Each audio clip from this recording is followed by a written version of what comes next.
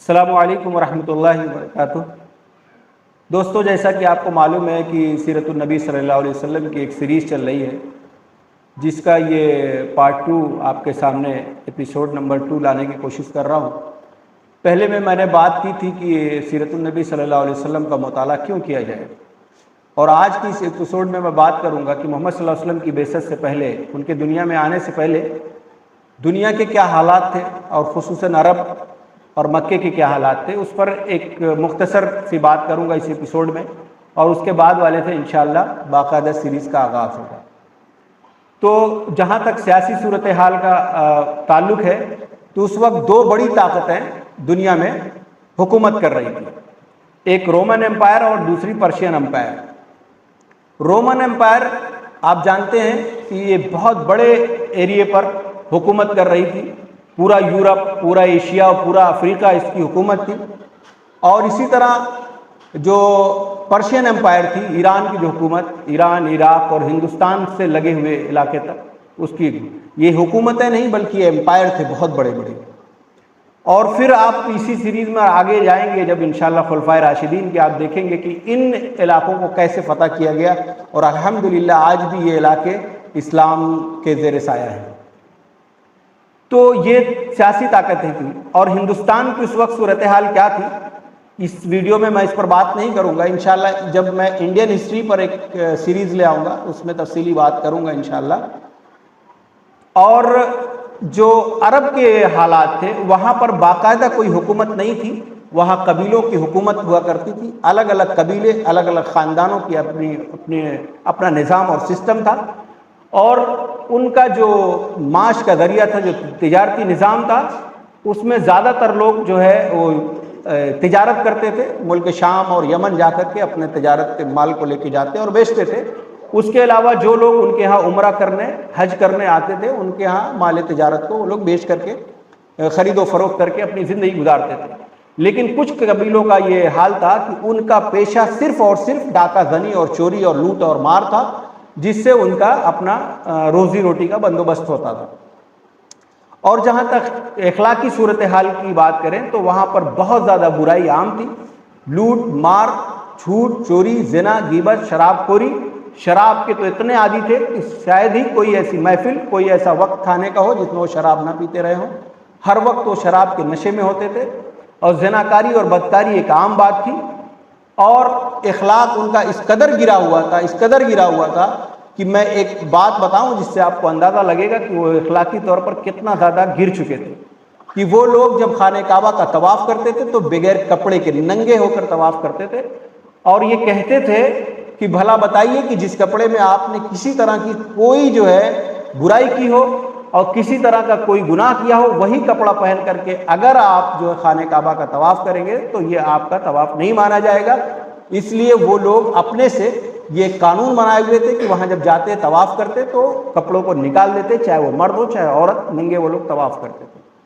اور شادیوں کا حال یہ تھا کہ کوئی بھی لمٹ نہیں تھی، انلمیٹڈ عورتیں شادی کرتی تھی، انلمیٹڈ مرد شادی کرتے تھے، عورتیں چاہے جتنے مردوں سے شادی کر لیں اور مرد چاہے جتنی عورتوں سے شادی کر لیں، کوئی اس پر کوئی پابندی نہیں تھی۔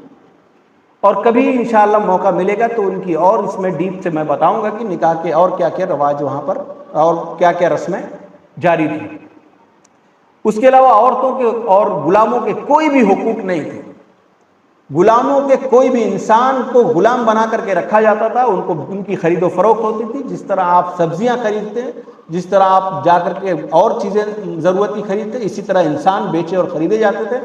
جب انسانوں کو بیچا اور خریدا جاتا تھا، ان کے لیے کوئی حقوق نہیں طے تھے، کوئی بات نہیں طے تھی،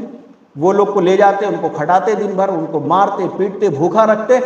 یہاں تک کہ اگر ان کا مالک ان کو ذبح کر دیتا تو بھی کوئی پوچھنے والا نہیں تھا۔ اس کے علاوہ عورتوں کے ساتھ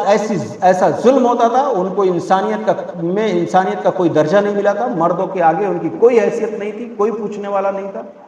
میں ایک واقعے کا ذکر کروں گا جس کو آپ کو سن کر آپ کی روح کانپ جائے گی۔ آپ اس بات سے اندازہ لگائیں کہ وہاں پر بچیوں کو اتنا عار اور اتنا گھٹیا سمجھا جاتا تھا کہ ان کو زندہ زمین میں دفن کر دیا جاتا تھا پیدا ہونے کے بعد، اور کوئی یہ نہیں چاہتا تھا کہ اس کے بچی پیدا ہو اور اس کے گھر کوئی اس کا داماد آئے، یہ چیز ان کے لیے عار سمجھی جاتی تھی۔ ایک واقعے کا ذکر کر کے میں بات ختم کروں گا، انشاءاللہ اگلے ایپیسوڈ میں تفصیل سے بات شروع ہوگی اللہ کے رسول صلی اللہ علیہ وسلم کی پیدائش کی۔ وہ ایک بات میں آپ کو نوٹ کرتا چلوں کہ سیرت اور تاریخ کا جب بھی آپ مطالعہ کریں گے تو بعض ایسے واقعات، بعض ایسی باتیں آپ کو ملیں گی جو احادیث کی کتاب میں نہیں ہوتی، لیکن چونکہ سیرت کا ایک اپنا انداز ہے، تاریخ کا لکھنے کا ایک اپنا انداز، اپنا ایک سسٹم ہے، اس میں بہت سارے واقعات آتے ہیں جو صرف انہی کتابوں میں ملیں گے، آپ کو احادیث کی کتابوں میں نہیں ملیں گے۔ تو ایک واقعے کا میں ذکر کروں جس سے آپ کو اندازہ لگے گا کہ وہ لوگ کس حد تک گرے ہوئے تھے۔ اس سے پہلے یہ میں بتا دوں کہ ان کی عبادتیں، جو دین ابراہیمی تھا ان کے ہاں، اللہ کے رسول ابراہیم علیہ السلام کی جو بنایا ہوا گھر تھا، اس میں ان لوگوں نے بت پرستی کا اتنا عروج پر پہنچ گئی تھی کہ اس کے اندر صرف 360 کے قریب بت رکھے ہوئے تھے۔ الگ الگ قبیلے کے الگ الگ بت ہوتے، ان سے وہ نیاز کرتے، ان سے عبادت کرتے، ان کی پوجا کرتے، اور الگ الگ ان کے خاندان کے الگ الگ بت، وہ لات، عزا، منات، ہبل کا نام آپ نے سنا ہوگا۔ لیکن بت پرستی ان کی گٹھی میں اس قدر گھل گئی تھی کہ جب وہ لوگ کسی سفر پر جاتے اور کسی اچھے پتھر کو دیکھتے نا تو اس کو اٹھا کر کے اس کی پوجا کرنے لگتے۔ حد تو اس بات پر ہو جاتی ہے کہ جب وہ لوگ کبھی سفر میں جاتے ان کے پاس مورتی کی نہیں ہوتی پتھر کی، تو لوگ جو اپنے ساتھ کھانے پینے کے لیے ستو یا آٹا لے جاتے، اس کو گوندھ کر کے مورتی بناتے اور اس کی پوجا کرتے، اور جب بھوک لگتی تو اسی مورتی کو کھا جاتے۔ اس حد تک گرا ہوا وہ معاشرہ ہو گیا تھا۔ اور جہاں تک بچیوں کی بات ہے تو ایک صحابی رسول، میں جن کا نام نہیں لینا چاہوں گا یہاں پر، آپ تاریخ میں پڑھیں گے، نام سنیں گے، اور نام مجھے معلوم ہے، آپ کے سامنے میں ذکر نہیں کروں گا کہ احادیث میں مجھے یہ واقعہ نہیں ملا۔ ایک صحابی رسول اللہ کے رسول صلی اللہ علیہ وسلم کے پاس آتے ہیں اور ایمان لے آتے ہیں، اس کے بعد کہتے ہیں اللہ کے رسول صلی اللہ علیہ وسلم، کیا مجھے اللہ تعالیٰ معاف فرمائیں گے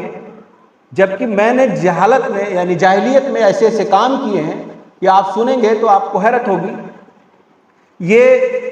مجھے ایسا لگتا ہے کہ اللہ تعالیٰ مجھے معاف نہیں کریں گے اس گناہ کے لیے۔ اللہ کے رسول صلی اللہ علیہ وسلم پوچھتے ہیں کہ کیا گناہ ہے، اور اللہ کے رسول صلی اللہ علیہ وسلم کہتے ہیں کہ نہیں، ایسا نہیں ہے، ایمان قبل ایمان یعنی ایمان سے پہلے جو بھی گناہ جس کے ہوئے ہوں، چاہے وہ شرک کرتا رہا، کفر کرتا رہا، کچھ بھی کرتا رہا ہو، اللہ تعالیٰ اس کے سارے گناہ کو ایمان لانے کے بعد معاف کر دیتے ہیں، اس کا پورا پچھلا مٹا دیا جاتا ہے۔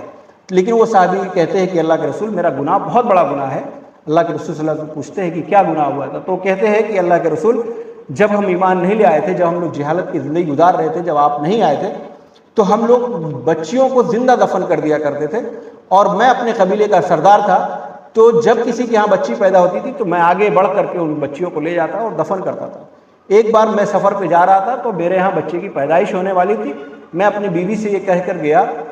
کہ میں جا رہا ہوں سفر پر اور میں کافی دنوں کے بعد لوٹوں گا، اگر بچی پیدا ہوگی تو اس کو زندہ دفن کر دینا، اور اگر بیٹا پیدا ہوا تو اس کو پال پوس کر بڑا کرنا۔ جب میں سفر سے لوٹتا ہوں، اور مجھے یہ سفر تقریباً 2-3 سال سے زیادہ کا وقفہ ہو جاتا ہے، جب میں سفر سے آتا ہوں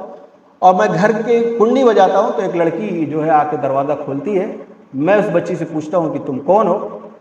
غالباً وہ بچی پہلے مجھ سے پوچھتی ہے کہ آپ کون ہیں، تو میں بولتا ہوں کہ میں اس گھر کا مالک ہوں، اور جب میں اس سے پوچھتا ہوں تم کون ہو تو بچی کہتی ہے کہ میں اس گھر کے مالک کی بیٹی ہوں۔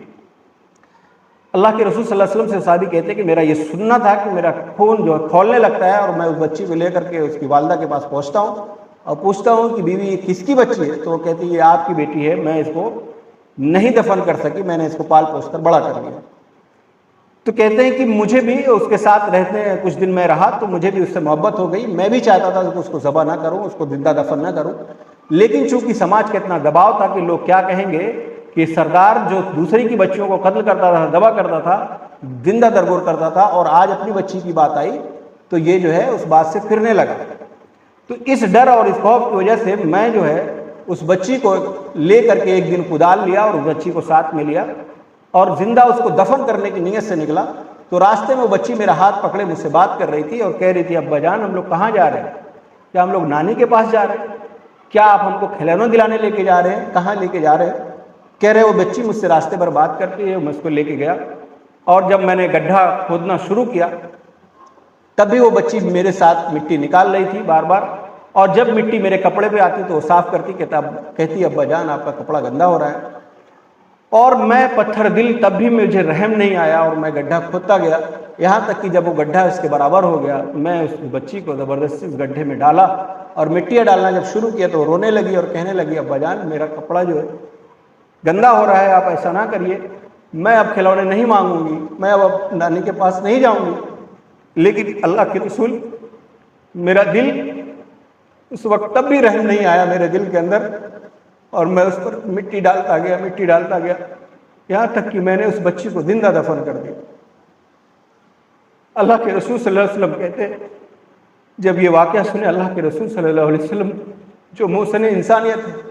جو ساری دنیا کے لیے رحمت بنا کر بھیجے گئے، ان کا دل پسیج جاتا ہے، ان کی آنکھوں سے آنسو جاری ہو جاتا ہے۔ وہ صحابہ اکرام بھی رونے لگتے ہیں اور دونوں لوگ پھوٹ پھوٹ کر روتے۔ ہم آپ سوچیں کہ اللہ تعالیٰ کا کتنا بڑا احسان ہے کہ اس نے اپنے نبی کو بھیجا، اور جس نبی کے آنے کے بعد ان بچیوں کو، ان عورتوں کو کتنی عزت دی گئی کہ اللہ کے رسول صلی اللہ علیہ وسلم نے فرمایا، ایک حدیث جس کا مفہوم ہے کہ اگر کسی کے پاس 3 بیٹیاں ہیں اور اس نے اس کی تربیت اچھے سے کی تو اس کے لیے جنت واجب ہو جاتی۔ پھر اگر بہن ہے، کسی نے بہن کے لیے کیا، اس کے لیے بھی بہت سارے فضائل بتائے اللہ کے رسول صلی اللہ علیہ وسلم نے۔ اور آخری درجہ کیا کیا اللہ کے رسول صلی اللہ علیہ وسلم نے فرمایا کہ ماں کے قدموں تلے جنت ہے، اور پھر یہ فرمایا کہ باپ سے 3 گنا زیادہ جو ہے افضل آپ کی ماں ہے، اس کا حقوق، اس کے حق جو ہے باپ سے بھی 3 درجے بڑھے ہوئے۔ تو آپ سوچیں یہ اسلام کی بہت بڑی نعمت تھی جو اللہ تعالیٰ نے ہم پر کی۔ تو عزیز دوستو، اس گھٹا ٹوپ اندھیرے میں اللہ تعالیٰ نے ایک نور بھیجا ہم لوگوں کے لیے، ایک رحمت بنا کر اپنے نبی صلی اللہ علیہ وسلم کو بھیجا۔ انشاءاللہ اگلے ایپیسوڈ میں بات اللہ کے رسول صلی اللہ علیہ وسلم کی ولادت سے شروع ہوگی۔ اپنا خیال رکھیے، اللہ حافظ۔